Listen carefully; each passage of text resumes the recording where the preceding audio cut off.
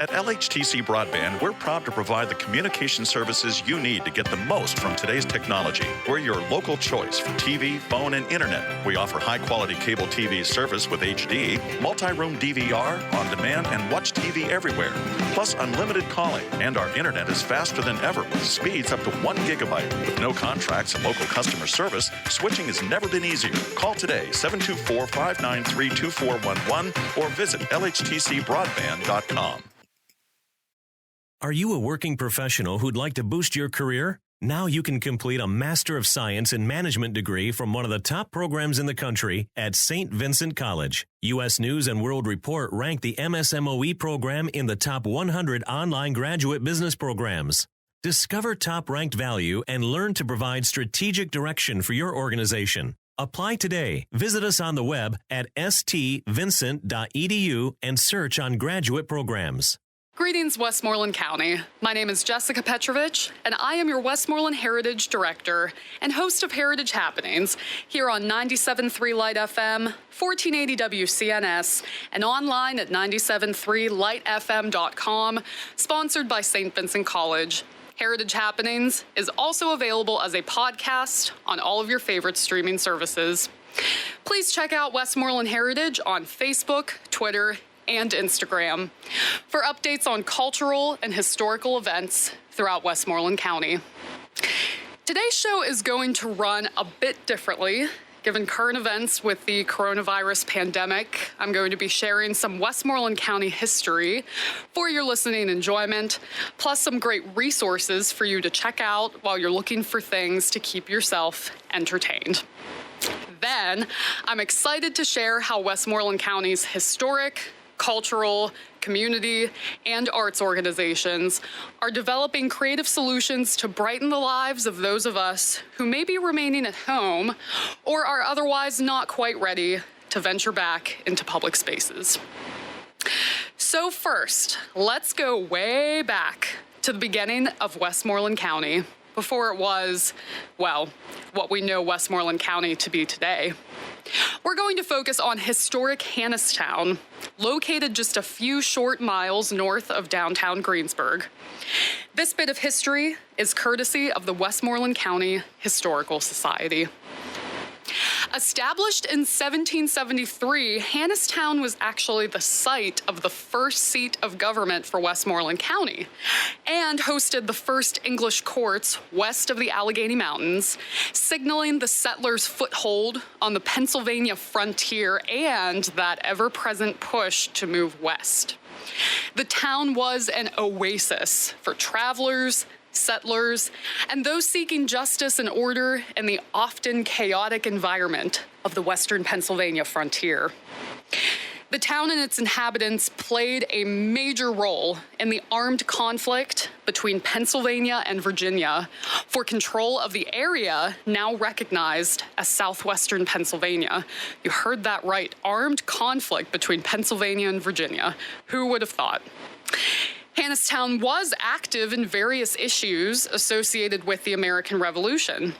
In response to the conflicts at Lexington and Concord, Massachusetts, the Hannistown Resolves were adopted there on May 16, 1775.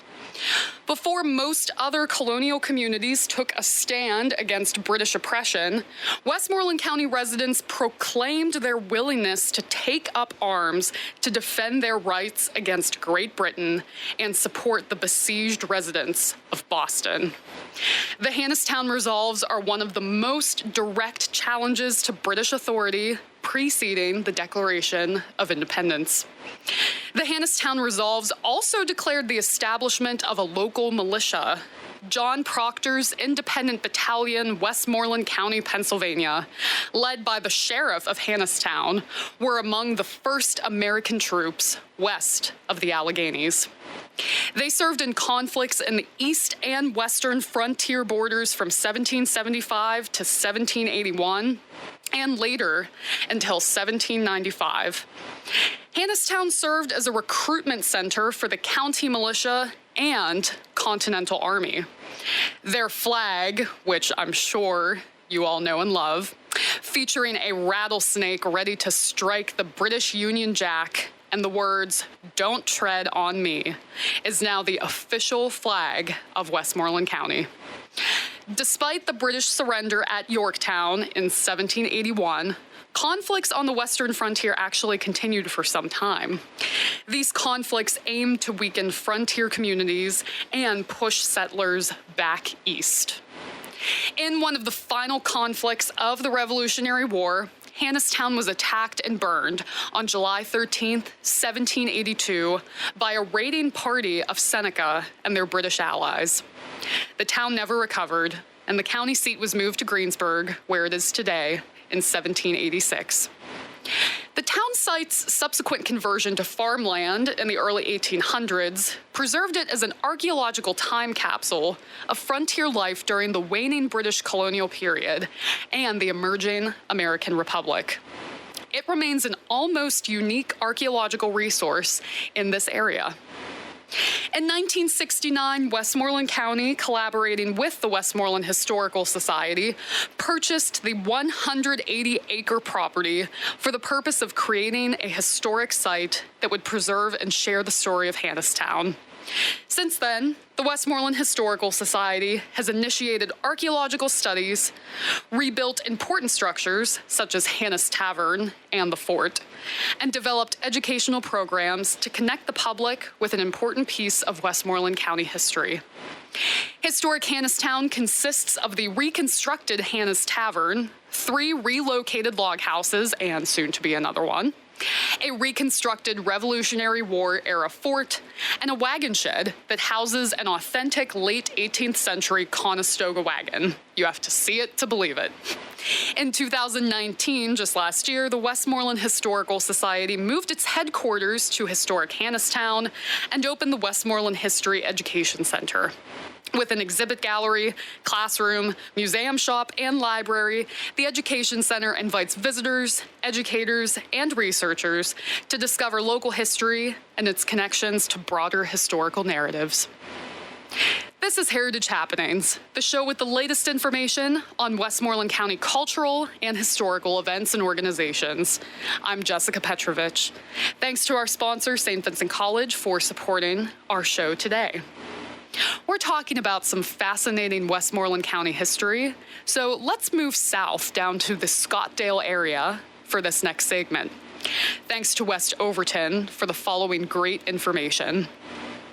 The story of West Overton begins with Henry Overholt, his wife, and 12 children who emigrated from Bucks County, Pennsylvania, to the Jacobs Creek area of Westmoreland County in April 1800. They settled with other Mennonites who were in the area. The first business conducted at the village was distilling rye whiskey in a very small distillery built from logs. By 1803, Henry owned 260 acres along what is now Route 819 between the communities of Scottdale and Mount Pleasant. Henry's son Abraham was a master weaver who then became an elder in the Mennonite church. He also began the commercial distilling operation at West Overton, which included Old Farm pure rye whiskey. As the industry continued to develop, the village became completely self-sufficient, and there was zero waste as part of the distilling industry. In 1846, Abraham Overholt hired John W. Frick, a Swiss immigrant, to work in the grist mill located in the village. While working, John Frick met Abraham's daughter, Elizabeth, and they were married in 1847. On December 19, 1849, their son, Henry Clay Frick, was born in the spring house located adjacent to the homestead in which Abraham and Maria Overholt lived. Henry Clay Frick spent much of the first 30 years of his life at West Overton. It was here that his grandfather taught him the importance of a strong work ethic and the inner workings of business, which included shrewd bargaining and the importance of taking risks. Frick eventually went into the coal and coke business when he established the H.C. Frick Coke Company in Scottdale and became one of the largest coke producers in the country.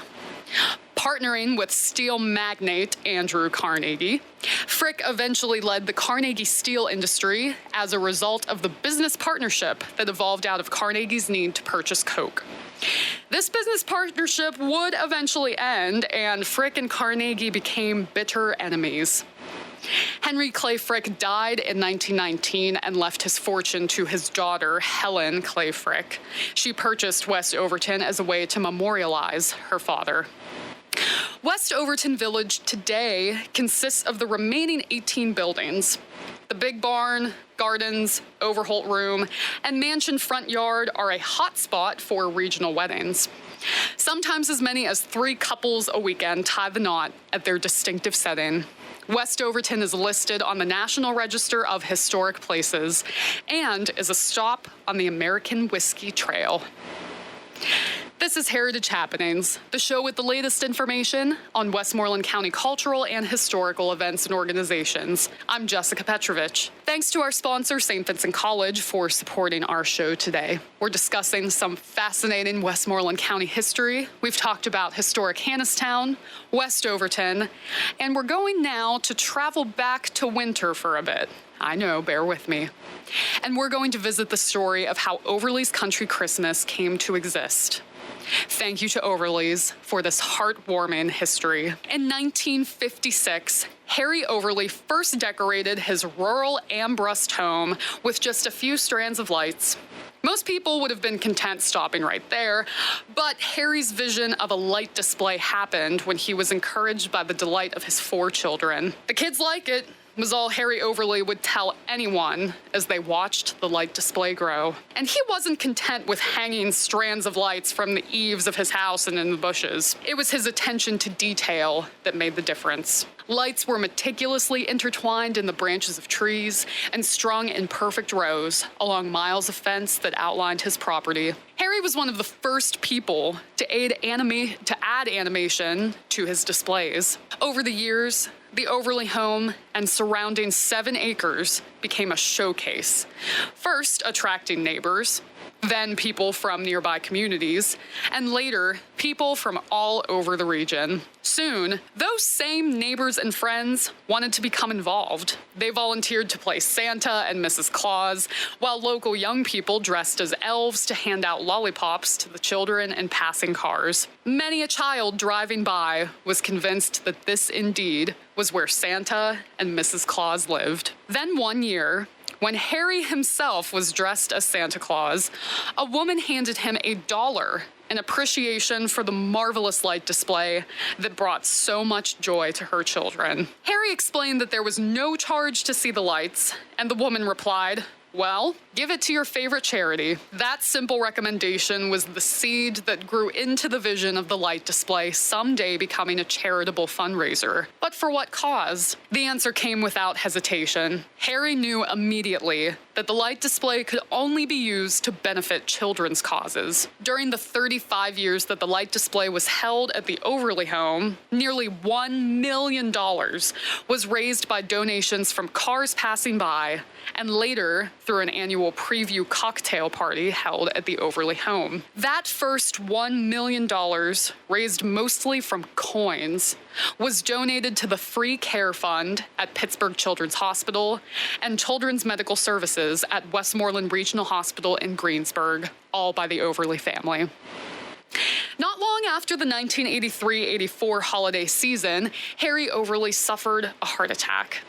It was a long recuperation, and doctors advised Harry to take a year off from the light display. Christmas didn't quite seem the same at the Overly home. The following year, doctors were still encouraging Harry to take it easy, and he agreed that putting up the display by himself would be a daunting task. But he found he wasn't alone. Countless friends, neighbors, and beneficiaries of his donations said, "Let us find a way to help." They didn't want to see the magical display end, and then realized it had become too much for one man and his family. That fall, school groups, business associates, individuals, friends, and neighbors volunteered to set up the lights. From that point on, Harry realized that the display had a life of its own and the potential to grow even larger as a place to create holiday family memories and to continue to help children in need. The twinkling lights and the promise of donations to help children had captured the hearts and imaginations of hundreds of people who were willing to commit their own time to make it survive and grow. In 1991, Harry announced that the light display at his home would end, and that he was in search of a new, larger home where even more people could see the lights. In 1992, with the holiday season rapidly approaching, Idlewild Park in Ligonier agreed to become a temporary site for the display in its transitional effort to find a new home. The following year, in 1993, a new home was found at the Westmoreland Fairgrounds near Greensburg. Then, in 1994, Harry established a nonprofit corporation to ensure that his work would continue when he was no longer able. Today, Overly's Country Christmas is operated mainly by volunteers who continue bringing holiday traditions and memories to all who visit and to help those less fortunate. This is Heritage Happenings, the show with the latest information on Westmoreland County cultural and historical events and organizations. I'm Jessica Petrovich. Thanks to our sponsor, St. Vincent College, for supporting our show today. Here is one final history lesson for you before we move on to how Westmoreland County's historic, cultural, community, and arts organizations are developing wonderful activities for you to enjoy during this quite unusual time. We've talked about historic Hannistown, West Overton, and Overly's Country Christmas, and now we are moving on to a group that often may be overlooked in Westmoreland County, but is an integral part of our history, the Sisters of Charity. The Sisters of Charity of Seton Hill have been around for many years. Just a few months ago, in October of 2019, Miss Casey Bowser, the sisters' head archivist, and Sister Louise Grundish, Casey's predecessor, published an excellent book on the Sisters of Charity of Seton Hill for Arcadia Publishing's Images of America series. You know those books, the beautiful sepia-toned covers featuring historic images throughout the entire work. Here is some backstory you may not be aware of regarding the Sisters of Charity. And of course, be sure to pick up your copy of their book for some excellent reading. This history is courtesy of the Sisters of Charity of Seton Hill.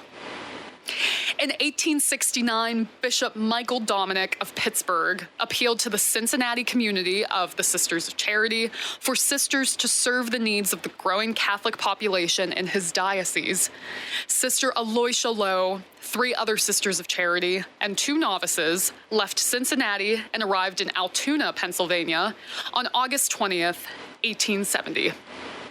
Sister Aloysia Lowe was named Mother Superior, and Sister Anne Regina Ennis, assistant and mistress of novices. In quick succession, schools were opened in Blairsville, Johnstown, and the Pittsburgh neighborhoods of East Liberty, Sharpsburg, Lawrenceville, and the South Side. An astute businesswoman, Mother Aloysia recognized the need for a larger mother house for her growing congregation and purchased the Jennings Farm in Greensburg in 1882. Within the next year, St. Joseph Academy was opened. A charter of incorporation was granted to the Sisters of Charity of Seton Hill in 1885, and the sisters broke ground for a mother house the following year. It was completed in 1889. By spring of 1889, the sisters were staffing 20 parochial schools in addition to establishing St. Mary's School for Boys and St. Joseph Academy for Girls. Roselia Foundling and Maternity Asylum was established in 1891. The Charity Hospital of Pittsburgh, later renamed Pittsburgh Hospital, was founded in 1897. The Pittsburgh Hospital School of Nursing opened in 1905, and the first class of 5 Sisters of Charity and 5 young women graduated in 1908. DePaul Institute for the Deaf, now DePaul School for Hearing and Speech, opened in 1908 at the invitation of Bishop Canavan. Providence Hospital opened in 1909, its School of Nursing in 1912. These sisters are busy, busy people. Seton Junior College began in 1914, In 1918, the Commonwealth of Pennsylvania granted a charter establishing Seton Hill College, now Seton Hill University, a 4-year liberal arts college for women. In 1933, sisters were sent to staff Saints Peter and Paul School in Tucson, Arizona. It was the beginning of a vast ministry in that state, which continues today. In 1942, the Sisters of Charity initiated social service and catechetical instruction in Pittsburgh's Hill District. Over the years, the sisters continued their teaching ministry, opening and staffing more elementary and high schools. In 1941, they established Elizabeth Seton High School for Girls in Pittsburgh. The Sisters of Charity became a pontifical congregation in 1948 and made perpetual vows for the first time the following year. The constitutions of the Sisters of Charity of Seton Hill were given definitive approval in 1957. In 1959, the sisters took over the administration of Jeannette District Memorial Hospital, now Mercy Jeannette Hospital. In 1960, 4 sisters were sent to South Korea at the invitation of Bishop Harold Henry. The province there now numbers 197 sisters. The sisters serve in 11 of 14 dioceses in South Korea, ministering in education, social work, retreat work, and with the physically disabled. In 1976, the congregation adopted an identifying emblem, a silver cross, encircled by the inscription, Sisters of Charity, Seton Hill, the charity of Christ urges us, and a ring which is worn by professed sisters. The administrative offices and mother house of the congregation moved from the original campus to facilities 1 mile away, on land adjacent to that of Seton Hill University. Ministry continues to expand in new directions as sisters move into parish ministry and social service, prison ministry, and a multitude of individual ministries. 934 sisters having gone before. There are now 336 sisters serving in schools, hospitals, parishes, social service agencies, and other apostolates in the United States, South Korea, and Ecuador. This is Heritage Happenings, the show with the latest information on Westmoreland County cultural and historical events and organizations. I'm Jessica Petrovich. Thanks to our sponsor, St. Vincent College, for supporting our show today. In this next part of our show, I'm going to be taking you through a few incredible sites and organizations throughout Westmoreland County that are making the best of the frustrating situation we are all living through together. Be sure to check out each of these wonderful establishments via their website and social media. The Geyer Performing Arts Center shared the following announcement on their Facebook page. Attention Geyer community. We know that due to recent events, many of your school and community musicals, plays, and showcases have been postponed or canceled, but we still want all of your hard work to be recognized. We are asking that you send us videos of yourself performing pieces from these shows so that we can showcase all of your talent and hard work. So send us a song, monologue, dance, anything you like. And every day we will feature one right here on the Geyer's Facebook page. Please send all videos to our social media email, geyersocial@gmail.com. Please include your name and a little information about the piece so we can properly credit you. We may not be able to gather in person, but the arts can still connect us. We look forward to all of your submissions. And along those same lines, please check out the Westmoreland Symphony Orchestra's social media and Stage Right's social media and website. Stage Right is offering free classes, that's right, free for you to enjoy. And the Westmoreland Symphony Orchestra is sharing Westmoreland Symphony to-go concerts, little concerts that you can enjoy from the comfort of your home. Don't miss out on supporting your local restaurants during this time with takeout orders. Don't forget about Ricolita's Cafe, located in the Latrobe Arts Center. And speaking of the Latrobe Arts Center, they shared the following information on their Facebook page. We want to see your art. While we are closed over the next few weeks, we are going to share a series of videos called Home Studio, showing the creativity of our artistic community. But we need your help.